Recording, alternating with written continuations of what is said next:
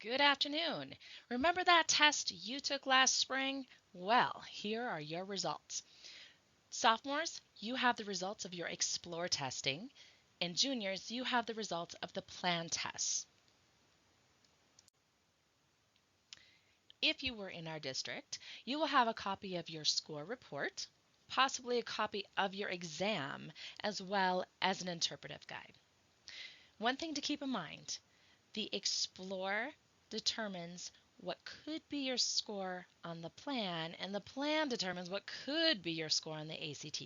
So be very, very careful about saying, oh, this is exactly the score I'll be getting. You want to make sure that you're understanding your score properly. So again, Explore estimates your score on the plan, and your plan score estimates your score on the ACT. The score report will also show you some information about career areas and look at possible college readiness. One thing you should notice right away on your score report will be the score range. On an ACT, the score is between 1 and 36. However, if you're looking at your score report, you are going to see a different range. On the plan, you will see a range of 1 to 32, and on the Explore, you will see a range of 1 to 25. The example up on the screen is from the Explore. As you continue across the screen, you're going to go, oh, this student scored a 15. That's their composite score. Then they take that score and they compare this student to everyone else who took the exam in that fall. And this student scored in the 61st percentile. You will then see how your score compares to those in your school. And in this example, this student was in the 72nd percentile.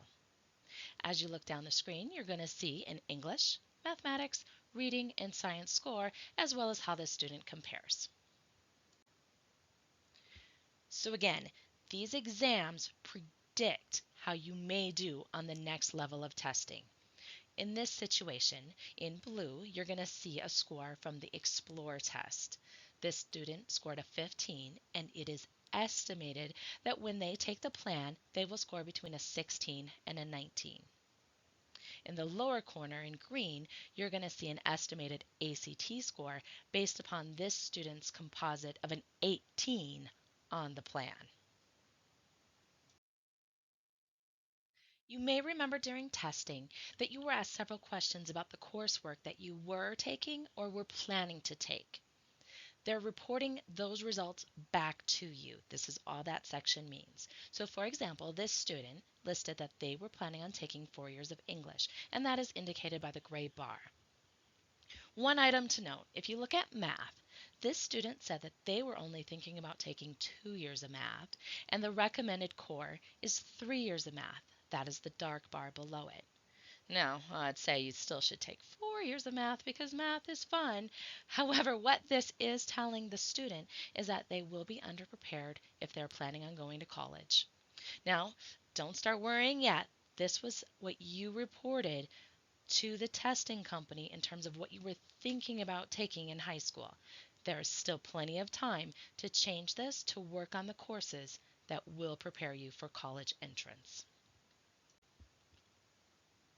This section is also reporting back to you areas in which you may need a little bit more support. So what we saw in the last slide, there were some courses that student really needed to take in order to prepare themselves for college. In addition, if that student were a Laramie High School student, they would not have enough credits in order to graduate. That student would have needed more coursework in the area of math, social studies, and science to graduate.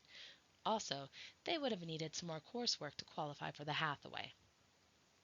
This section of your score report, though, looks at classwork and the skills that you may need within some of those classes, as well as maybe some post-planning support that you would need. So for example, this student needs some maybe help in looking at the educational career possibilities for after high school and studying writing skills.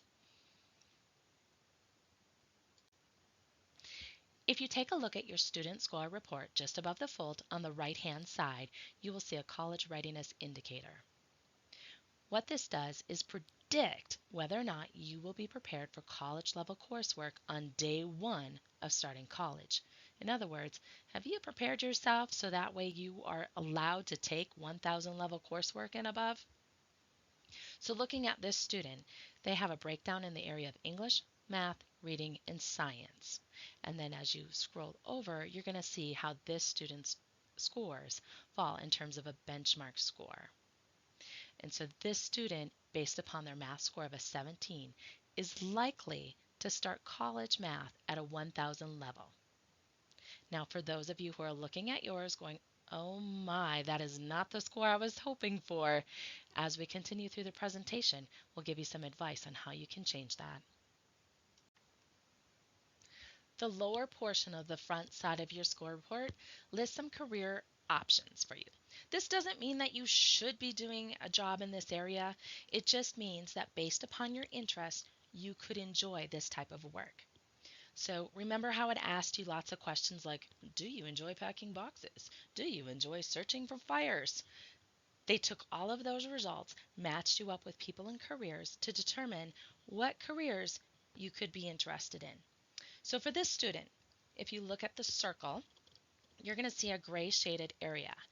Based upon how this student answered questions, they are looking at working with maybe some people, but mostly working with ideas.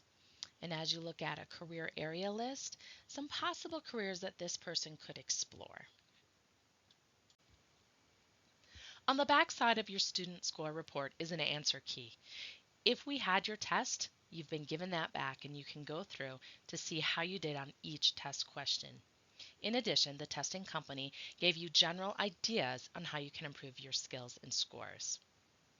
Towards the bottom of this section, you will notice that it does give information regarding how many correctly answered questions this student had. And for example, they had 25 out of 40 questions correct. They omitted 0, and they answered 15 questions incorrectly. Okay. The omitting 0 is very, very important. You do not get penalized for guessing on an ACT, whether it's the Explore, the Plan, or the ACT. You should be answering every question. Now, of course, answering every question doesn't mean you should just pick a letter and go with it. It means that you should be taking a look at a test question, narrowing down the results, maybe between 1 or 2, and then coming up with the best choice based upon the information you have, and then continuing on. So again, an Explore estimates a plan score, and a plan score estimates an ACT score. These numbers are not the same scale score. They mean something different on each assessment. This does leave some of you thinking, so did I do well? Did I not do well? Did I bomb it? Did I pass it? Did I fail it? Sorry, but there's no great answer. Each student will look at their score, and some will say a 15 is wonderful, while the student next to them will say, oh my, I can't believe I got a 15. It is more important to look at your own individual goals and determine whether or not you're working towards achieving those goals. Some of you may be very happy right now thinking, I am right on track, while others maybe not so happy. The great news is this is time to change the outcomes. You can use this as information to better prepare yourself in order to meet your goals. This slide is an overview chart of the benchmark scores for college readiness. For our current sophomores who took the Explore, you need to look at your grade 9 scores. In addition, for those of you kind of thinking about how to improve upon yourself as you continue through high school, here are some study skill tips from ACT. Setting a regular schedule, having a to-do list, setting some goals. So these are skills that have helped students be successful. Although we hope you all do well on your tests, it's not just about a test score. Other things to think about, your GPA. Your GPA is very important to show that you are ready for college. Also taking rigorous courses while you're in high school. Getting involved by demonstrating leadership or volunteerism. If you're thinking about going to school out of Wyoming, consider going down to Fort Collins and looking at the out-of-state college fair on October 13th. And for those of you who thought, wow, bubbling in test questions that was so much fun? I can't wait until spring? Well, consider taking the PSAT on October 14th. And don't forget some of the great resources you have around you. If you look at your SEB teacher, they can answer a lot of your questions. If you stump them, come on down and chat with your favorite school counselor. Any one of us are ready and willing to answer any of your questions. Have a wonderful day.